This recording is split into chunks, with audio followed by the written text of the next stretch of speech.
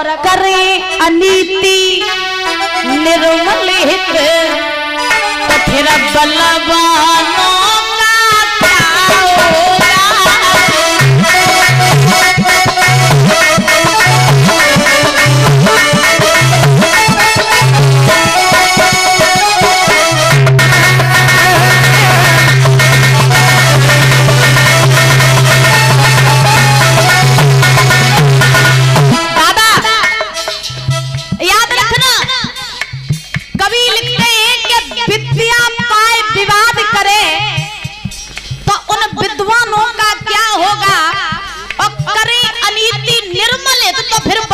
का क्या होगा।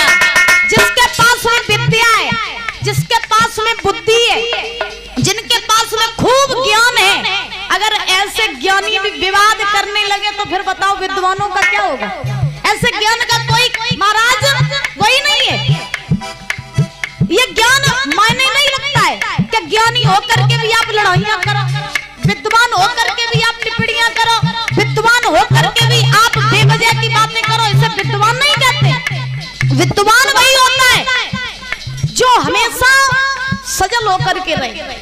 विद्वान वही होता है जो अपने आप को शून्य बना करके रखे। विद्वान वही होता है कि जहाँ ज्ञान की जरूरत वहां पर ज्ञान दे, और जहाँ पर ज्ञान की जरूरत नहीं वहां बेवजह ज्ञान दे। ऐसी विद्या किसी काम की नहीं होती है। इसीलिए लिखा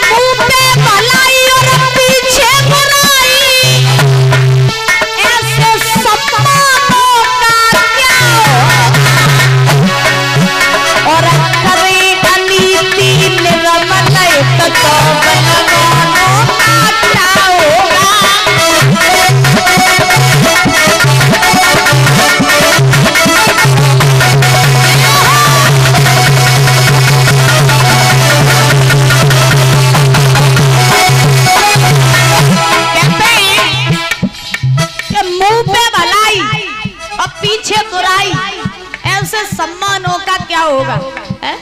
तुम्हारे घरे हम आवे और तुम पहले खूब लड़ुआ पेड़ा खवाओ, और लड़ुआ पेड़ा खवाए के बाद में तुम वही खूब बड़ाई करो, बिटिया तुम ऐसी हो, बिटिया तुम बहुत बढ़िया हो। तो भाई हम घर से जब चले जाएंगे तुम वही बुराई करो। अरे शास्त्री जी आई थी, मुझे जानते हो, उनका स्वभाव ही नहीं अच्छा था। तो इससे क्या होता है, ऐसे सम्मानों का कोई भी फायदा नहीं है। जो भी कहना हो, जो भी करना हो मुंह पे करो, सामने करो। जो भी कहना हो मुंह पे करो, सामने करो। पीछे कहने का कोई फायदा नहीं होता है। सम्मान करना है जितना करना है, तुम्हारी इच्छा हो उतना सम्मान करो, लेकिन जाने के बाद बुराई न करो। इसीलिए मंजू भैया आने दबे हुए सजन के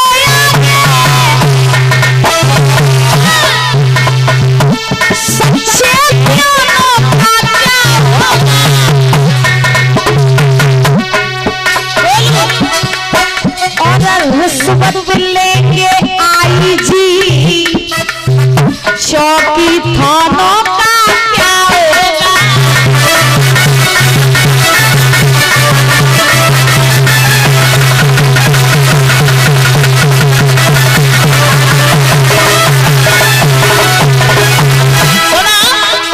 कहा जाता है दबे हुए जज के आगे सच्चे बयानों का क्या होगा, और रिश्वत लेने आई थी तो चौकी थानों का क्या होगा।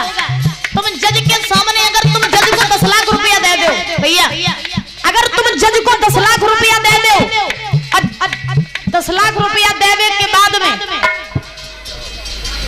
जाओ योगपति महाराज जज को 10 लाख रुपया दे आओ और देख तुम जा कहो कि जज जी महाराज ए तुम परीक्षित जी को फंसाई दिए तो जज के सामने तुम कितने सच्चे बयान रखियो महाराज पैसा बोलेगो सच्चे बयान नहीं बोलेंगे पैसा बोलेगा। और अगर रिश्वत लिए बड़े बड़े अधिकारी अगर बड़े बड़े अधिकारी रिश्वत लेने लगे तो फिर छोटे मोटे चौकी थाने को क्या है।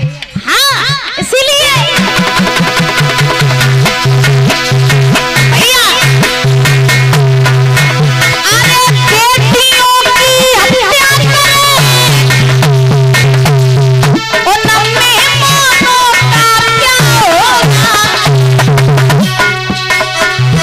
और माता पिता की सेवा न की उन संतानों